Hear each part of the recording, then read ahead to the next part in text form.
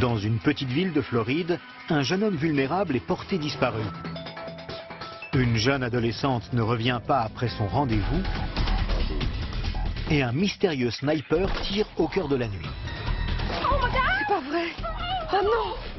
Le résultat des fantasmes d'un dangereux tandem pris dans le tourbillon violent et insensé d'une fatale liaison.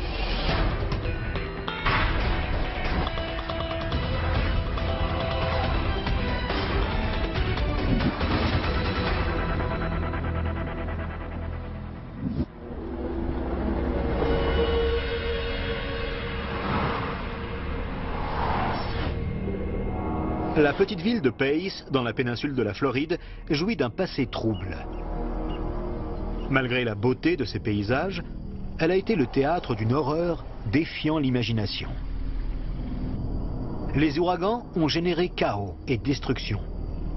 Mais les grands espaces environnants couverts de marécages ont attiré d'autres sortes de troubles.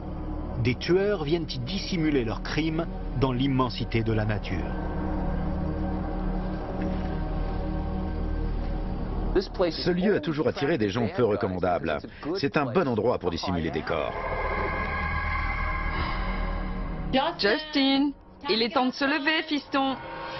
En avril 1998, Justin Livingstone, 20 ans, a disparu. Sa mère Elizabeth a de bonnes raisons de paniquer. Justin, où es-tu? Justin est réglé comme du papier à musique. À 7 heures pile, l'heure de ses médicaments, il est là. Elizabeth se précipite au bureau du shérif du comté de Santa Rosa, convaincue que quelque chose est arrivé. Je voudrais signaler la disparition de mon fils, Justin. Il rentre à la maison tous les soirs à 19 h et hier soir, il n'est pas rentré. Remplissez ce formulaire, d'accord? D'accord. Très bien. Au lycée, Justin a été diagnostiqué comme souffrant de schizophrénie paranoïde et de troubles de l'attention. Il avait l'air en pleine forme, mais il ne l'était pas. Sa mère s'inquiète. Sans ses médicaments, Justin sera perturbé et vulnérable. Justin souffre d'un trouble du développement. Il n'est pas très brillant et plus que tout sans doute, c'est quelqu'un de très confiant. Todd Hand, nouvellement promu inspecteur de police, est chargé de l'affaire. Je suis venu faire un repérage du quartier. Les voisins ont parfois d'autres informations que les parents. Alors c'est important d'interroger tout le monde et d'obtenir les différentes versions de l'histoire pour essayer de décrypter l'affaire. Madame Livingstone? Oui? Bonjour, inspecteur Hand. Enchanté. Elisabeth lui dit qu'un voisin s'est débarrassé de quelque chose la nuit où Justin a disparu. Il a brûlé beaucoup de choses. Je ne sais pas si c'était des feuilles, des ordures ou autre chose. Vous l'avez vu quand pour la dernière fois? Une vérification des antécédents de cet homme apporte une piste intéressante. Il était impliqué dans un cas de mort suspecte en Louisiane. Alors bien sûr, ça a piqué notre curiosité. Mais le suspect potentiel est introuvable. Il semble avoir quitté la ville. Une voisine donne à Elizabeth une information surprenante. Elle aurait vu Justin monter dans un pick-up conduit par un membre de sa famille qu'il aime bien fréquenter, Rick Lawrence. C'était le petit cousin de Justin. Ça roule, Justin? Ça roule. Prêt à faire la fête? Ouais, allons-y. Ricky Lawrence? J'aimerais vous poser quelques questions. D'accord. Que pouvez-vous me dire sur Justin Livingstone? Rick dit que Justin l'a aidé à réparer son pick-up ce jour-là et qu'ils l'ont testé sur la route avant de s'arrêter devant chez son frère Jonathan, âgé de 23 ans.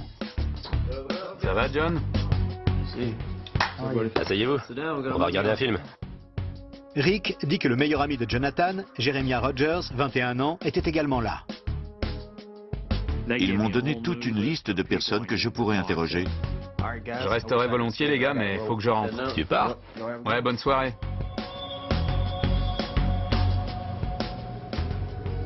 Il vous a appelé le lendemain?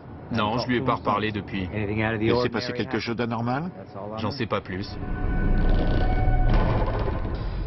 Une vérification des fichiers de police révèle que Jonathan a purgé une peine de 4 ans de prison pour graffiti raciste. Mais il s'est tenu tranquille depuis sa sortie, près de 3 ans plus tôt. Son ami Jeremiah Rogers a aussi un casier pour vol de voiture. John Lawrence et Jeremiah Rogers ont quelques antécédents judiciaires, mais rien qui indique des dispositions à la violence. Rien qui puisse indiquer qu'ils seraient capables de faire du mal à Justin. Justin considère son cousin et Jeremiah comme des amis proches. Il passe beaucoup de temps avec eux. L'inspecteur Hand contacte Jonathan Lawrence qui confirme l'histoire de son frère Rick. Il donne plus de détails. Ce soir-là, il dit qu'ils ont regardé un film d'horreur et fumé de la marijuana. Tu vas où, mec? Je dois rentrer. Justin s'est levé, il a dit qu'il allait acheter des cigarettes et c'est la dernière fois qu'ils l'ont vu. Les inspecteurs vérifient auprès des responsables du magasin, mais apprennent que leurs caméras de surveillance ne fonctionnent pas et que personne ne se rappelle si Justin est venu cette nuit-là. L'enquête semble tourner en rond. Nous ne savions pas s'il était parti de son propre chef ou sous le contrôle de quelqu'un d'autre, parce qu'il était facilement influençable. C'était un véritable mystère. Pour Elizabeth Livingstone, il n'y a pas de mystère. Elle pense que quelque chose de terrible est arrivé à son fils et parcourt des kilomètres pour essayer de le retrouver. Il aimait se promener. Alors j'ai marché dans ses traces. Je devais le trouver. Elizabeth et l'inspecteur Hand restent en contact et tous deux suivent des pistes potentielles. Il m'a dit, j'aimerais que vous parliez à ces gens et je vais faire la même chose et on comparera nos notes. Et c'est ce qu'on a fait. Elizabeth essaie d'impliquer toute la communauté dans la recherche, en placardant des affiches dans toute la ville. Elle génère de nouveaux espoirs. Des gens prétendent l'avoir vu. Justin serait parti avec une fille en Louisiane. Sa présence a été signalée plusieurs fois dans des supérettes. Alors, naturellement, nous avons pensé qu'il était possible qu'il soit vivant et toujours dans les environs. On a pensé que Justin avait quitté le domicile familial et qu'il était avec une personne non identifiée ou avec des amis. Et on a espéré qu'il reviendrait. D'autres pistes sont plus inquiétantes. On nous a signalé qu'il y avait une personne dans les bois, non loin d'ici, qui avait été passée à tabac et que ce serait Justin Livingstone. Nous avons aussi eu un appel d'un policier du comté de Santa Rosa qui était conseiller scolaire et avait entendu dire qu'un des élèves avait vu un cadavre dans une zone boisée. Et bien sûr, ça a attiré notre attention.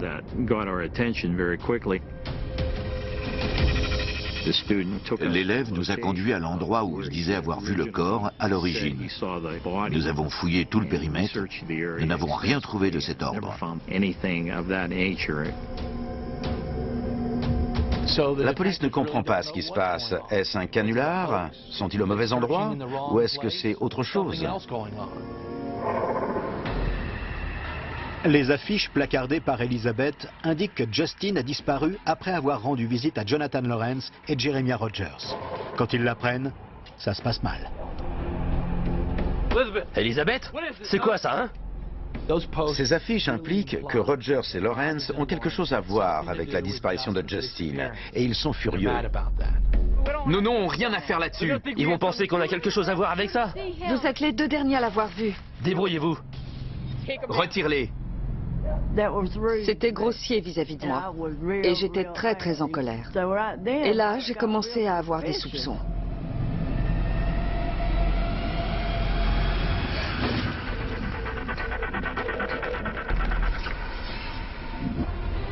Dans la petite commune rurale de Pace, en Floride, les parents sont inquiets alors que le bruit se répand que Justin Livingstone, 20 ans, a mystérieusement disparu. À présent, tout le monde se demande, qu'est-il arrivé à Justin? Est-ce que mes enfants sont en sécurité? Les voisins réfléchissent et essaient de voir s'ils pourraient se rappeler un indice quelconque. Cela fait une semaine que Justin n'a pas reparu. Et sa mère cherche désespérément des réponses. Je sentais qu'il était mort. Et je me disais que quelqu'un l'avait tué et caché quelque part. Le bureau du shérif réagit en envoyant un chien policier flairer tous les environs. Il capte une odeur.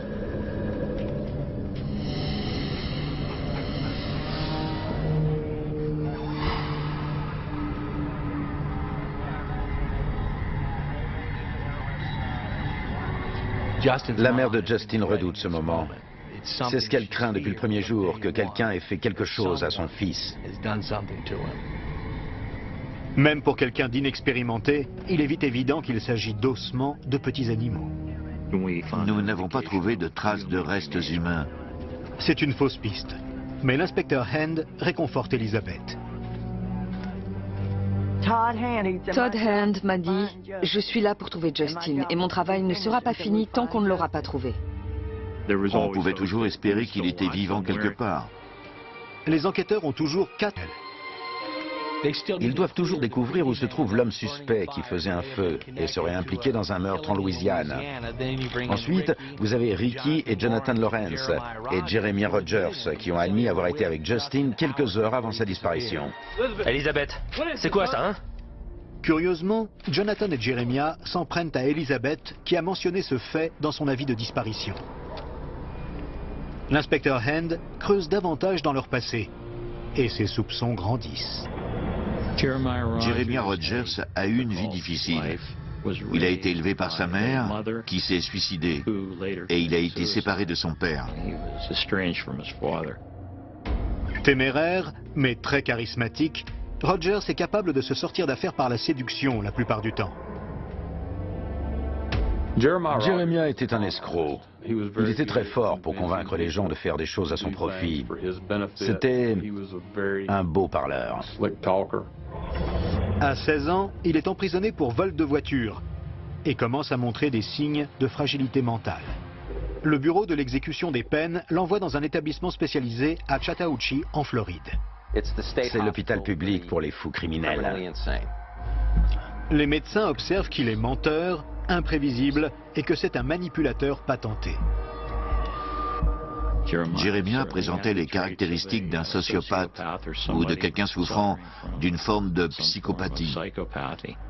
En détention, il fait la connaissance d'une âme sœur en la personne de Jonathan Lawrence, un autre patient sérieusement perturbé. Lawrence est schizophrène et présente un risque suicidaire. Ce qui m'a toujours intéressé, c'est les jambes. Nous avons deux individus sérieusement perturbés, de manière différente, mais ils se sont reconnus.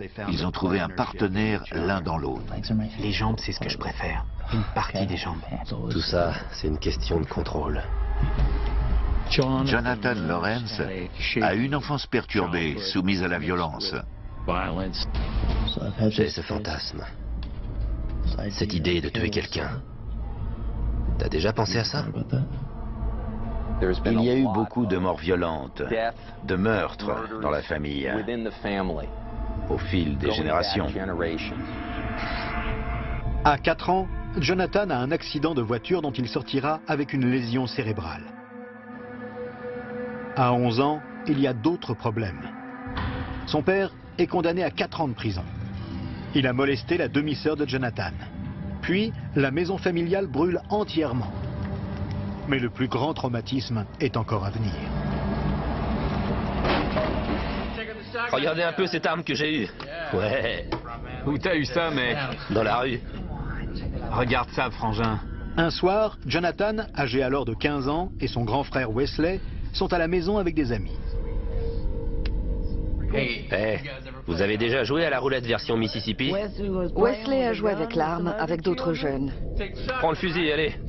Tu le frappes par terre, si le coup part, t'as perdu. Il buvait et il fumait de la marijuana. C'est tout? Ouais, c'est tout. Allez, on essaye. Vous êtes prêts? Vas-y. Allez, c'est parti. Bon, c'est ton tour. Ça va pas partir? Je sais pas, on va voir. Fais-le, vas-y. Allez. D'accord. Allez. Vous êtes prêts? Vous êtes prêts? Vas-y.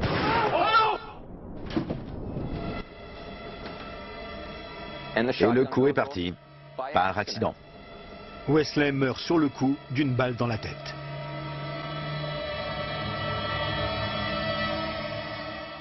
Jonathan était rempli de violence à cause de la mort de son frère. Je l'avais entendu dire que toutes les personnes qui étaient là auraient dû mourir, pas seulement son frère. La tragédie a un impact profond sur Jonathan. Son humeur s'assombrit et il devient obsédé par la haine. Il s'intéresse à des groupes défendant la suprématie blanche. À 18 ans, Il est arrêté suite à des graffitis racistes sur une église afro-américaine. Il est condamné à 4 ans de prison et atterrit à Chattahoochee, en Floride.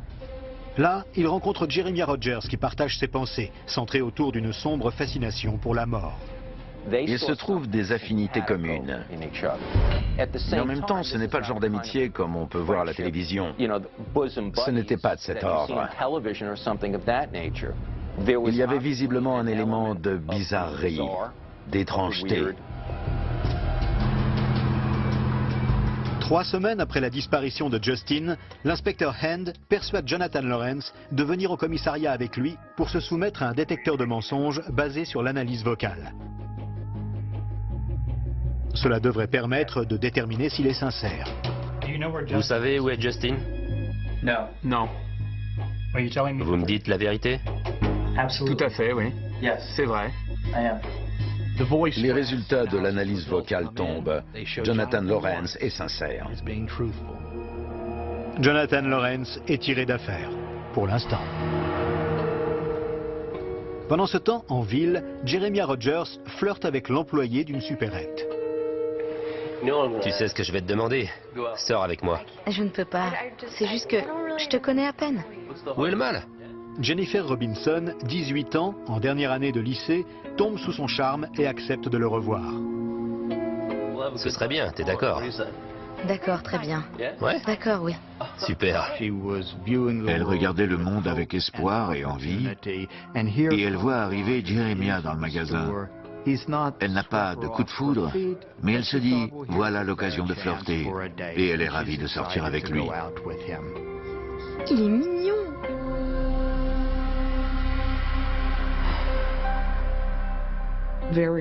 C'était une enfant brillante. Elle voulait rejoindre les Marines ou créer une crèche pour enfants. Elle allait être quelqu'un. C'est ce qu'elle avait en tête, c'était son but. Elle avait le cœur très tendre et la tête sur les épaules. La mère de Jenny, protectrice, insiste pour rencontrer le garçon avant qu'il ne sorte. Il avait un beau sourire. Il m'a dit qu'ils iraient voir des amis. Il faut qu'elle soit rentrée pour 1h du matin. Bien sûr, bien sûr. Il me semblait respectable. Oui, madame, non, madame, elle sera en... Bonne soirée. Salut, maman. Je lui ai serré la main. J'étais ravi de vous rencontrer. Je n'ai jamais réalisé que je serrais la main du diable.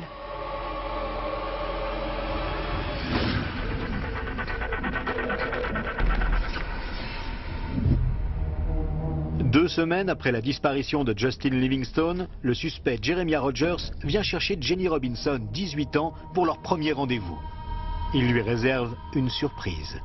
Son meilleur ami et suspect également, Jonathan Lawrence, les rejoint.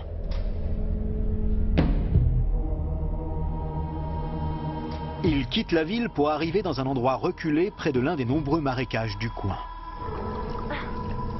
Ça fait beaucoup. Non, non, non, c'est bon, vas-y. Jenny pense passer une soirée agréable et sympathique. Elle ignore que les deux hommes ont d'autres projets. C'est bien, c'est bien. Oh non. C'est bon, hein? Ah oui, c'est bon. Dans le but de l'enivrer et de la désorienter, ils donnent à Jenny des mélanges d'alcool fort. Ils ont prémédité tout ça. Ils savent exactement ce qu'ils font. Ils savent exactement ce qu'ils font. Retire ta veste. D'accord. Tu te sentiras mieux. Il fait un peu chaud. Jonathan s'éloigne pour laisser Jeremiah un peu seul avec Jenny. C'est la nuit dont les deux amis ont parlé sans fin. C'est la nuit où ils ont prévu de laisser libre cours à leurs fantasmes pervers.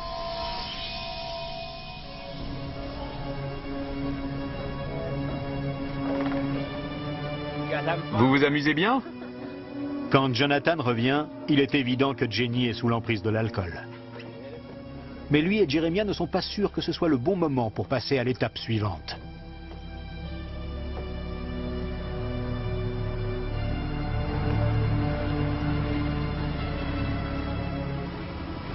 Soudain, Jeremiah arrête le pick-up et dit à Jenny qu'il voit des plants de marijuana dans la nature. C'est maintenant le moment que Rogers et Lawrence ont planifié. Leur fantasme est sur le point de devenir réalité.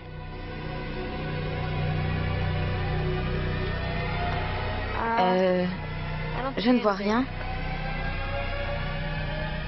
Rogers pointe une arme sur elle, mais il n'ose pas tirer.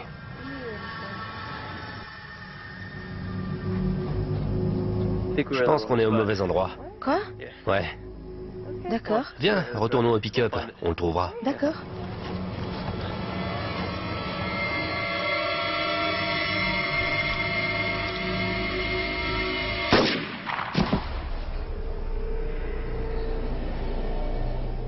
Il est froid, il est calculateur, il est sans cœur.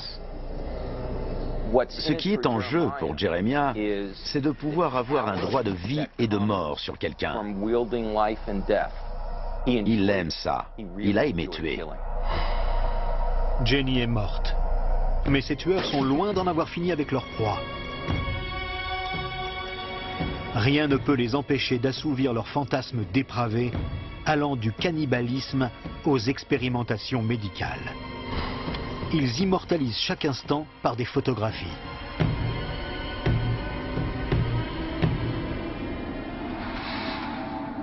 Le matin suivant, Diane Robinson vit le pire cauchemar de n'importe quel parent. Sa fille n'est pas rentrée après son rendez-vous avec son flirt mystérieux. Elle n'avait pas couché dans son lit. Je me suis dit, je ne peux pas croire qu'elle ait passé la nuit dehors. Ça ne ressemble pas à Jenny. Ce n'est pas son mode de fonctionnement, ni sa façon de penser. Quelque chose ne va pas. Diane appelle tous ceux à qui elle peut penser. Personne n'a vu sa fille. Elle contacte finalement le garçon avec qui sa fille est sortie et sent immédiatement le danger. Allô? Pardon, qui est-ce? Au début, Jeremiah prétend qu'il ne connaît même pas Jenny. Mais quand sa mère devient pressante, il accumule mensonge après mensonge. Oui, non, enfin, on est sortis ensemble hier soir, mais elle a été pénible et je l'ai laissée sur le bord de la route.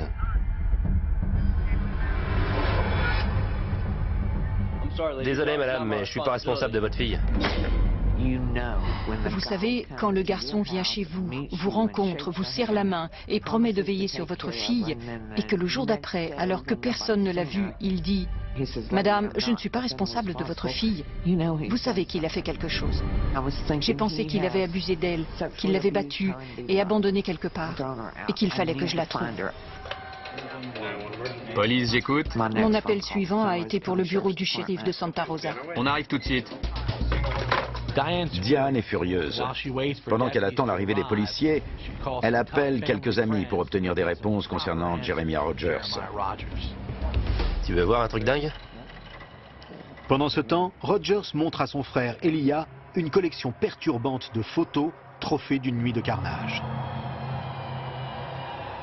Avant qu'Elijah ne puisse demander des explications, les amis de la mère de Jenny arrivent. Hé, où est Jenny? Jenny?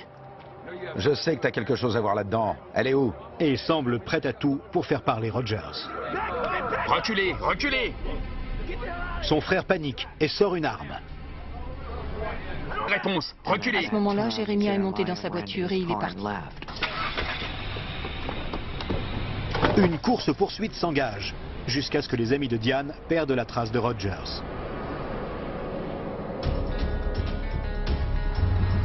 La recherche frénétique de Jenny commence.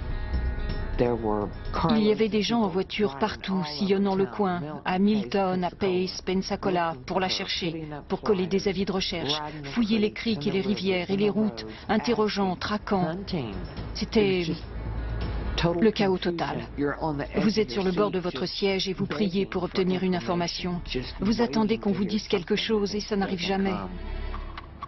Enfin, la police a une piste inespérée provenant d'Elijah. C'est un appel de son propre frère qui a complètement paniqué après avoir vu ces horribles clichés de Jenny venant d'être tuée. La police craint désormais d'avoir 2 homicides sur les bras. Celui de Jenny et du jeune Justin Livingston. L'inspecteur Hand arrive chez Jonathan Lawrence sans mandat de perquisition, mais déterminé à obtenir des réponses. Ça vous ennuie si je jette un coup d'œil chez vous? Allez-y. Merci, j'en ai pour 1 minute. L'intérieur était encombré de choses étranges, comme des squelettes d'animaux, des couteaux, de la marijuana, tout un équipement, ce que je qualifierais de décoration très étrange. Dans la cuisine, Todd Hand trouve confirmation de ses craintes. Dans la poubelle, il y avait au moins une photo instantanée. C'était la photo d'un cadavre de femme qu'on pensait être Mademoiselle Robinson. Vous êtes accusé de meurtre. Tournez-vous, mettez les mains dans le dos. Lawrence est emmené en garde à vue pour être interrogé par les enquêteurs. Son complice, Jeremiah Rogers, est en fuite. Il n'a pas été vu depuis qu'il a quitté la ville. Le matin suivant, à 50 km de là, une femme de chambre travaille dans la buanderie.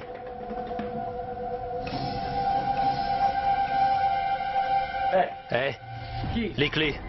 Donne-moi les clés.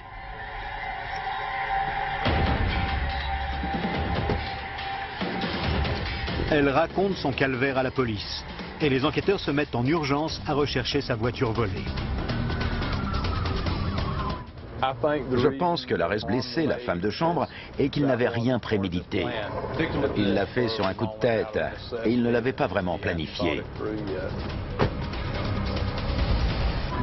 Rogers est repéré, et une nouvelle course-poursuite commence. Les policiers installent des herses spécialement conçus pour crever les pneus de la voiture de Rogers. Cela fonctionne, et le véhicule est contraint de s'arrêter.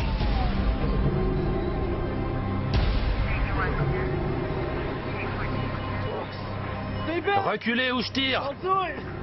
Jeremiah Rogers est encerclé. Il a une arme pointée sur sa tempe. C'est la sienne. Dans son esprit perturbé, il aimerait désormais que les gens le plaignent. Il a menacé de se suicider parce qu'il n'avait pas d'otage dans la voiture à part lui-même. C'était sa seule option pour essayer de maintenir le statu quo et négocier avec les policiers. Jette ton arme à terre, maintenant.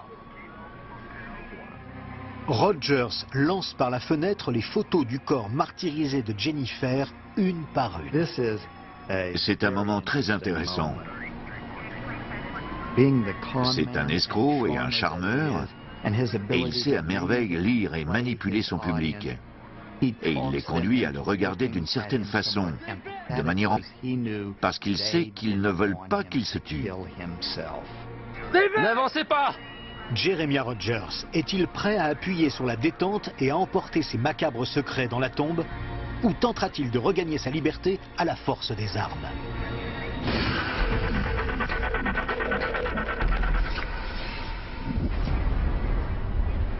Jette ton arme à terre, maintenant. Je vais tirer. N'avancez pas. N'avancez pas.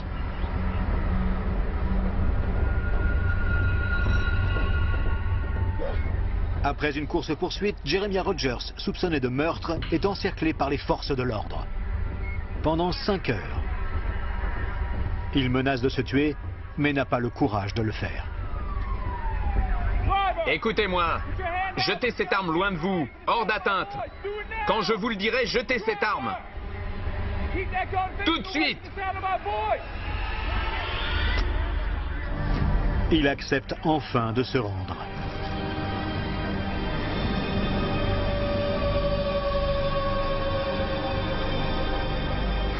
Je me fiche de ce qui va m'arriver maintenant. Lors de l'interrogatoire, Jeremiah Rogers donne un compte-rendu détaillé de ce qui s'est passé après qu'il soit allé chercher Jennifer Robinson chez elle, accompagnée de Jonathan Lawrence. On a décidé de se voir le jour où elle avait congé. Et j'ai rencontré sa mère. On est resté que quelques minutes dans la maison. Et puis, on l'a laissé. John avait déjà préparé l'alcool. On avait déjà ça, alors on a bu. C'est bon, non? Oh, c'est fort. Ça veut dire que t'en veux encore? Ouais? John n'a rien bu du tout. Et en fait, moi non plus. Mais Jennifer, elle a bu. J'avais fait un mélange et c'était fort. On a commencé à flirter juste pour jouer un peu, à s'embrasser, se caresser. On a fait l'amour. Et puis j'ai dit qu'il y avait de l'herbe. Elle était vraiment ivre. Elle a descendu la colline, j'ai repris mes esprits. J'ai sorti le flingue, juste par plaisir. Une fois Jennifer étendue, morte, elle n'est plus rien d'autre qu'un trophée. Rien qu'un objet qui va servir pour les choses épouvantables qui vont suivre. On a étendu son corps à l'arrière du pick-up. Et John a commencé à découper ses vêtements. Et il a couché avec elle. La nécrophilie consiste à prendre du plaisir sexuel avec un cadavre. En 30 ans de pratique, je n'ai jamais rencontré de cas de nécrophilie. C'est vous dire à quel point c'est rare. Il a sorti son scalpel et l'appareil photo. Ils ont photographié Jennifer dans des poses sexuellement suggestives après sa mort. Ensuite, il a commencé à couper un morceau de sa jambe. Lawrence prend le scalpel et excise tout le muscle du mollet et l'enlève de manière à ce qu'on ne voit plus que l'os, de la cheville au genou. C'est incroyablement monstrueux. J'ai pris les photos. J'ai pris chaque photo qui a été prise d'elle. Les clichés permettent à Rogers et Lawrence de capturer ce moment et de pouvoir le revoir, le revisionner. Pas seulement pour l'image objective, mais pour les sensations psychologiques qui vont avec. La stimulation, le désir, l'excitation de ce moment. J'ai détruit sa vie, la vie de sa famille. Et après avoir fait ça, je pense que je ne vaux pas cher. Je prie Dieu pour être condamné à mort. Son complice, Jonathan Lawrence, avoue également et rajoute quelques détails révoltants. J'ai découvert sa jambe droite et j'ai découpé son mollet. Et vous avez fait quoi avec? Je l'ai mis dans un sac fermé que j'ai mis dans de la glace. Je l'ai mis dans une glacière et je l'ai ramené chez moi. Pendant les interrogatoires, Jonathan Lawrence a donné l'apparence de quelqu'un parlant doucement et ne témoignant aucune émotion. Durant des mois, Lawrence et Rogers ont été obsédés par l'idée de kidnapper et de tuer une femme. Jonathan était obsédé par l'idée de voir comment ce serait d'éviscérer un corps, mettre des pierres dans la cavité ouverte et de s'en débarrasser quelque part, dans un océan ou un lac. C'était une façon de traiter les cadavres qui remontaient au temps de la Révolution. Jonathan révèle que Jeremiah a également pris part aux mutilations du corps de Jenny au moyen du scalpel. Il a fait une petite incision sur son front avec un scalpel, juste pour voir à quoi ressemblait le cerveau à ce niveau. Pour Rogers, je pense que c'était davantage une forme de trophée, de sens du pouvoir et du symbole qui va avec. Enfin satisfaits, les deux hommes brûlent les vêtements de Jenny et enterrent son corps au fond des bois.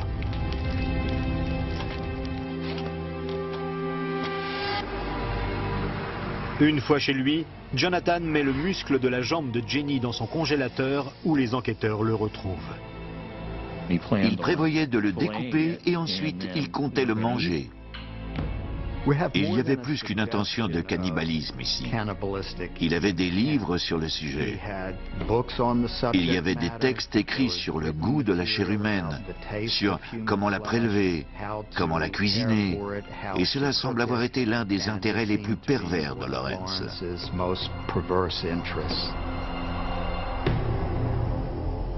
Jonathan Lawrence conduit les enquêteurs à la tombe de Jenny. En creusant à quelques centimètres de profondeur dans la terre meuble, il découvre son corps dénudé et identifie Jenny grâce à ses bijoux. Les policiers doivent annoncer la terrible nouvelle le jour de la fête des mères. J'ai récupéré les 3 colliers et la bague. C'est tout ce qui m'est resté de la dernière nuit de Jenny. Le moment où ils m'ont dit que c'était Jenny, C'était comme si un immense géant m'avait frappé avec une masse au beau milieu de la poitrine. La douleur était si intense qu'on la ressentait physiquement. Pendant des années après, je rêverai toujours d'elle à l'arrière de ce pick-up.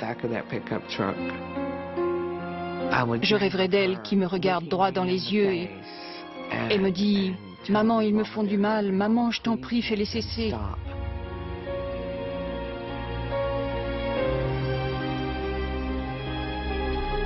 Quelqu'un a élevé un mémorial ici.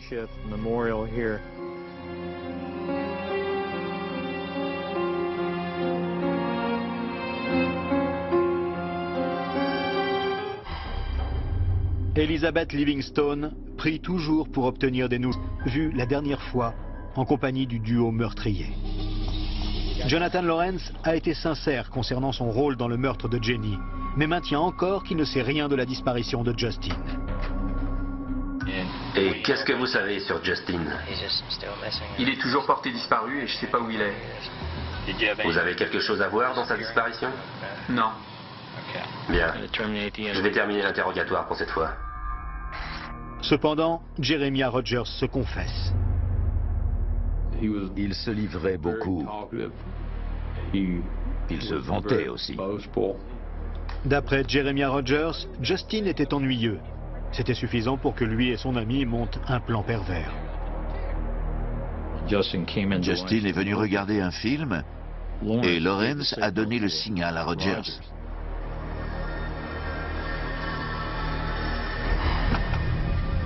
Les trois garçons arrivent dans un coin isolé, près d'un héliport. Une fois dans cet endroit, avec Rogers et Lawrence, son destin était scellé. Tout s'est fait sur une impulsion. Rien n'était prémédité. On voulait emmener Justin dehors et lui faire quelque chose. C'est sympa ici, pas vrai? Je lui ai dit de regarder le ciel.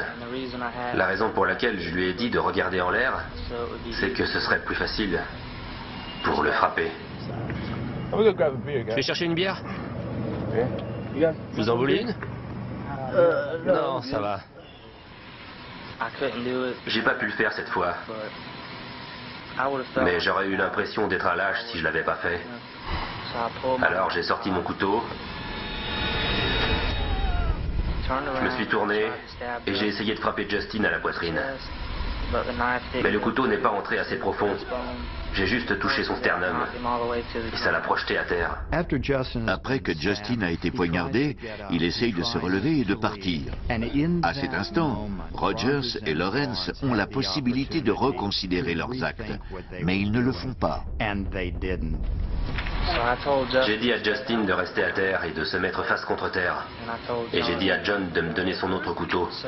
Il a mis une bonne minute à me le donner. Je pense qu'il était un peu sous le choc. Il m'a demandé « Qu'est-ce que tu vas me faire? Tu vas me faire du mal ?» J'ai dit « Non, je vais pas te faire de mal. » C'est bouleversant ce que Justin a dit. Il ne pouvait pas réaliser que quelqu'un était capable de lui faire du mal délibérément. Surtout pas quelqu'un qu'il connaissait. Perdant beaucoup de sang, Justin s'éteint lentement.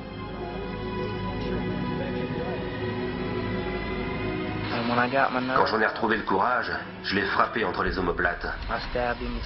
La lame est rentrée à fond.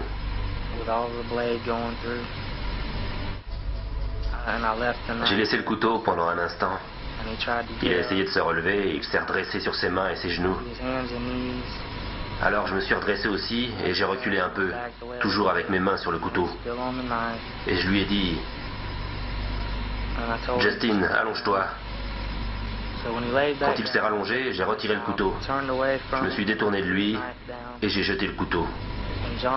John a attrapé le couteau, mais il n'a pas réussi à le faire. Alors il est resté comme ça un petit moment. Pendant tout ce temps, Justin parlait encore. Il entendait encore. Il voyait encore. Il tue méthodiquement cet individu en le poignardant encore et encore. Et il continue à essayer de le convaincre que rien ne se passe. Pardon? Je suis poignardé et vous dites que rien ne se passe? Ça montre à quel point ils sont froids, calculateurs et insensibles. Après l'avoir regardé, j'ai espéré qu'il se dépêche de mourir, parce que je n'aimais pas le voir comme ça. Mais il a mis très longtemps avant de mourir. Est-ce qu'il souffrait? Ouais, je pense. Et je me suis dit, c'est trop tard pour revenir en arrière. Et je peux pas le poignarder à nouveau. Alors j'ai pas su quoi faire, à part retirer ma chemise, la mettre autour de son cou et serrer, jusqu'à ce qu'il meure. John est revenu, et il l'a poignardé. D'après ses calculs, il a dû le frapper environ 17 fois, dans le dos. Les troubles mentaux de Lawrence et ses perversions macabres, combinés avec le cerveau de Rogers, capable de concevoir tout ceci, c'est absolument terrifiant. Au moment où les enquêteurs pensent avoir toutes leurs réponses, les criminels font un aveu surprenant. Il y a eu une autre victime.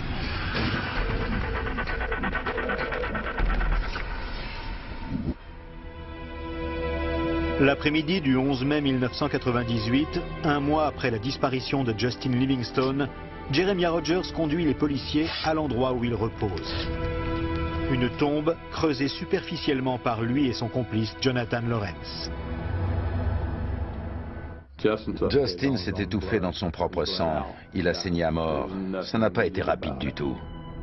En ce qui concerne le mobile du meurtre de Justin Livingstone, ils ont indiqué pendant les interrogatoires que Justin les embêtait parce qu'il voulait toujours passer du temps avec eux et qu'il essayait d'attirer leur attention. C'est pour ça qu'ils l'ont tué. Pourquoi l'entraîner dehors pour le poignarder, à part pour l'excitation de le faire? Il n'y a pas eu vol, il n'y avait aucun mobile, à part tuer, parce qu'il voulait tuer. La police doit annoncer la nouvelle à sa mère, Elizabeth. Pas seulement la mort de son fils, mais le fait qu'il ait été poignardé brutalement par son propre cousin, quelqu'un qu'il aimait et en qui il avait confiance. Justin voulait des amis à tout prix, juste pour avoir des amis. Et il l'a payé de sa vie.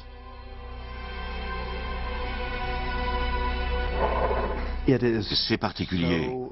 C'est presque incompréhensible pour le profane de comprendre comment ce garçon a pu participer au meurtre de son propre cousin.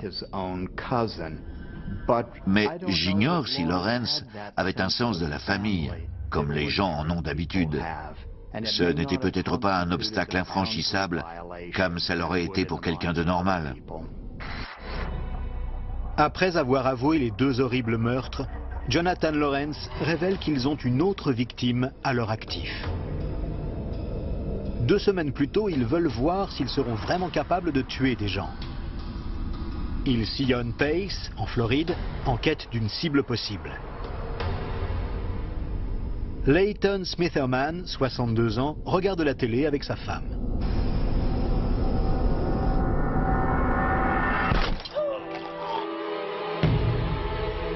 Chérie, qu'est-ce qui se passe? Oh, quelqu'un t'a tiré dessus. Il voulait juste effrayer ce type. Il est allé à la fenêtre et a tiré un coup de feu. Il est revenu très vite. Il a dit qu'il lui avait vraiment fait peur. Il trouvait ça drôle. Je vais appeler les secours. Tiens bon, tiens bon. Le temps que les secours arrivent, il n'y a plus signe du tireur. Leighton est conduit à l'hôpital dans un état critique. Il a été touché par une balle de petit calibre dans la nuque. Les chirurgiens décident que l'opération est trop dangereuse. Leighton Smitherman a récupéré et vit désormais avec une balle logée dans le cou. Grâce à Dieu, la balle n'a rien touché de vital. Si elle avait touché l'artère, je serais probablement mort. J'aurais saigné à mort. Cette fusillade est arrivée au tout début. C'était un test non seulement de leur force et de leur dévouement à leurs crimes odieux, mais un test de leur relation entre eux. Peuvent-ils avoir confiance l'un dans l'autre? Bien que Lawrence et Rogers aient passé du temps en hôpital psychiatrique, ils sont jugés sains d'esprit et passibles de poursuites pour meurtre avec préméditation. Tous deux acceptent un arrangement et sont condamnés à la prison à vie pour le meurtre de Justin Livingstone dans le cadre d'un procès instruit par les procureurs fédéraux.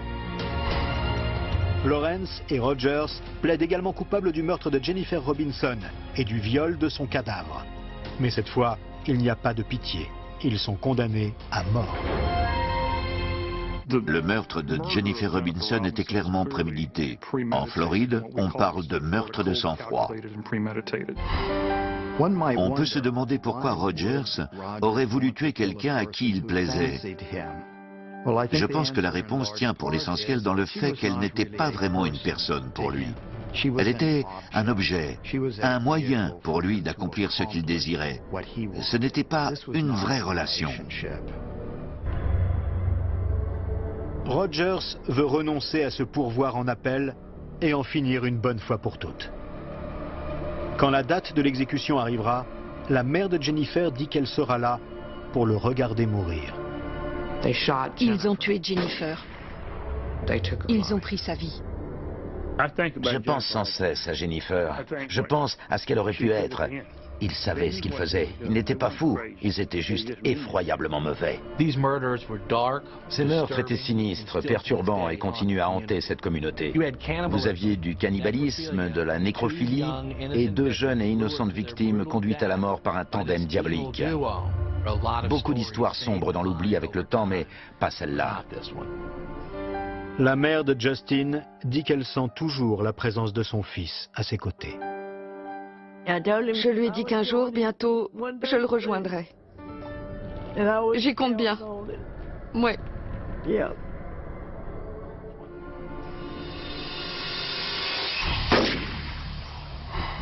Ce sont des meurtres extraordinaires. Ils passent d'une fusillade à distance à des coups de poignard, à une balle dans la tête, suivie de nécrophilie. Il est difficile d'imaginer quelle aurait été l'étape suivante si Rogers et Lawrence n'avaient pas été arrêtés. Ensemble, ils ont combiné leurs pulsions les plus terribles et hideuses. Ce qui fait que les actes de Jeremiah Rogers et Jonathan Lawrence sont si épouvantables, c'est qu'il n'y a pas de signe distinctif permettant de dire « Attention à moi, je suis malade, je suis le mal ».